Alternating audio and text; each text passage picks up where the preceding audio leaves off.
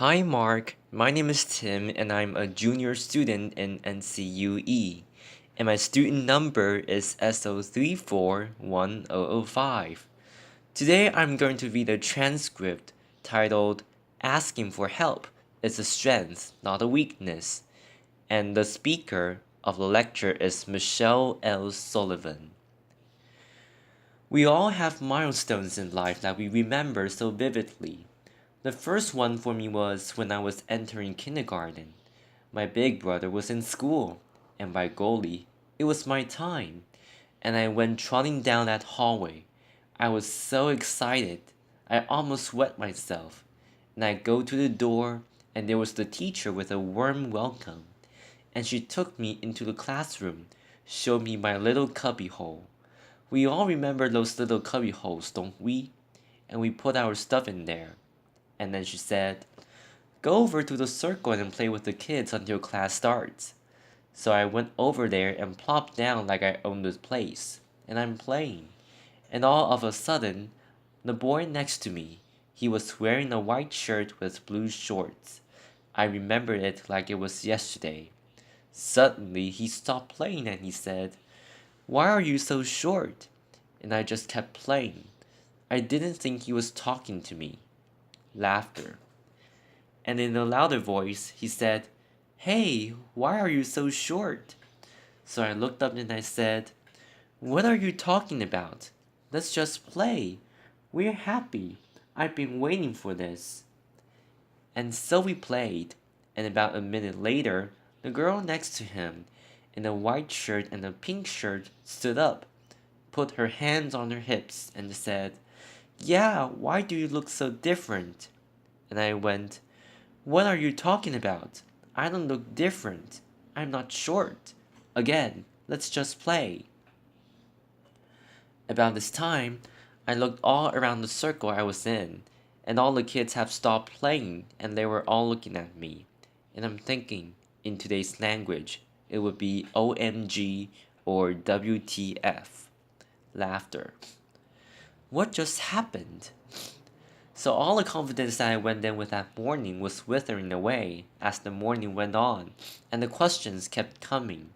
And at the end of the morning, before I went home, the teacher had us in a circle, and I actually found myself outside of the circle.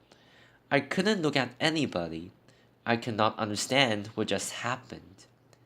And over the next few years, I hated to go out in public. I felt every stare, every giggle, every pointed finger, not the finger, but every pointed finger, and I hated it. I would hide behind my parents' legs that nobody could see me. And as a child, you can't understand another child's curiosity, nor an adult's ignorance. It became very apparent to me that the real world was not built for someone of my size, both literally or figuratively. And so I have no anonymity, as you can probably tell. And while you can see my size, we all go through many challenges through our lifetime, and some you can see, like mine. Most you can't. You can't tell if someone's dealing with a mental illness or they're struggling with their gender identity. They're caring for an aging parent. They're having financial difficulty. You can't see that kind of stuff. So while you can see one of my challenges is my size, seeing does not mean you understand what it's truly to be me on a daily basis or what I go through. And so I'm here to debunk a myth. I do not believe you can walk in someone else's shoes, and because of that, we must adopt a new way of giving of ourselves. Simply stated, I will never know what it's like to be you, and you will never know what it's like to be me. I cannot face your fears or chase your dreams, and you can't do that for me. But we can be supportive of each other. Instead of trying to walk in each other's shoes, we must adopt a new way of giving of ourselves. I learned at an early age that I did have to do some things different than most people, but I also learned there were things that I was on equal footing with, and one of those was the classroom. Hey, hey, hey, I was equal. As a matter of fact, I'd excelled in the classroom. This was vitally important. I discovered as I grew older and realized I wasn't going to be able to do a physical job. I needed an education, so I went on and got a university degree. But I felt to be one step ahead of everyone for employment. I needed to have an advanced university degree, so I went ahead and got that. Now I'm ready for my interview. Remember your first interview? What am I going to wear? What questions? And don't forget that firm handshake. I was right there with you. So 24 hours before my interview, a friend of mine who I've known all my life called and said, Michelle, the building you were going in had steps. And she knew I couldn't climb steps.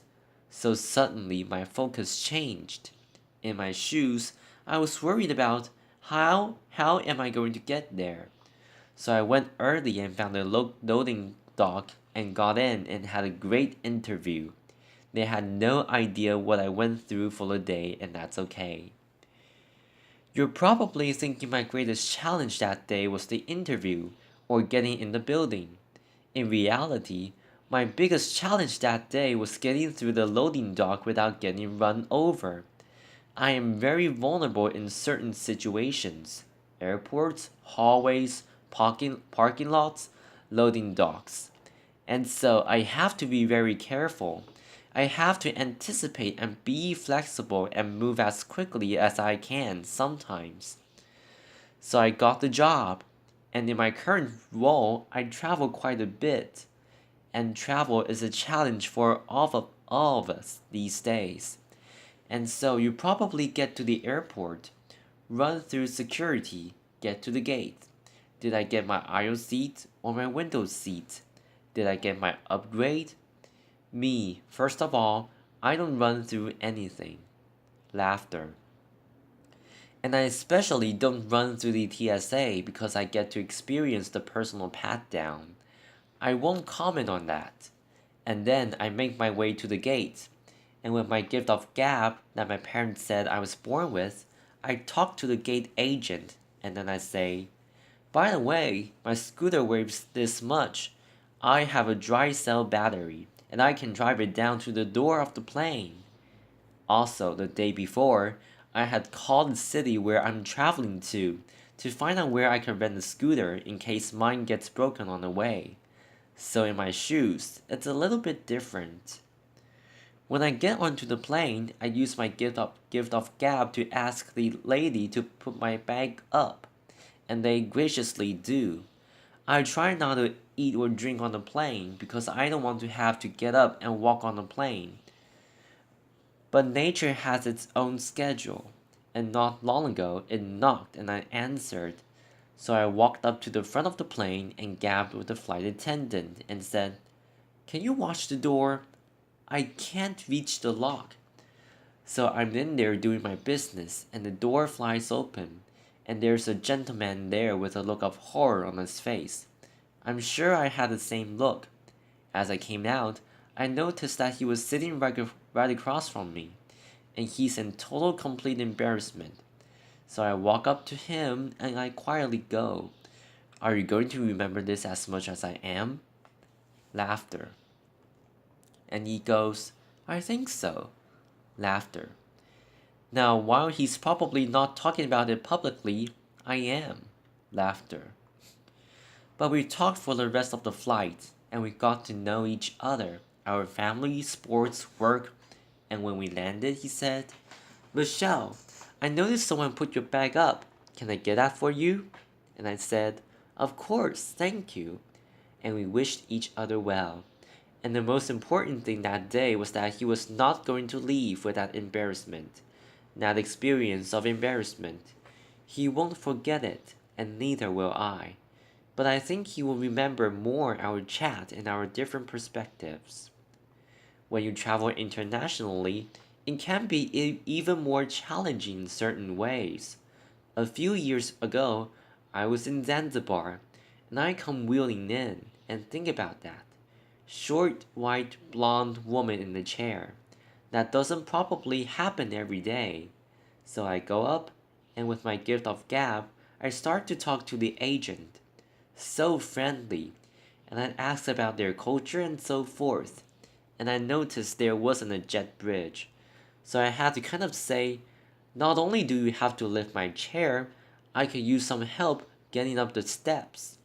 So we got to spend about an hour together while we waited for the flight, and it was the most magnificent hour.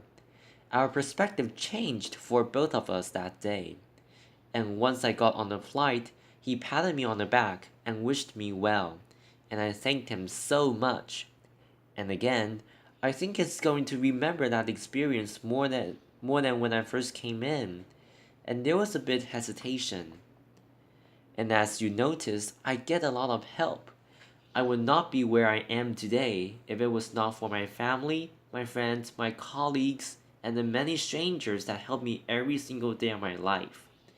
And it's important that we all have a support system. Asking for help is a strength, not a weakness. Applause.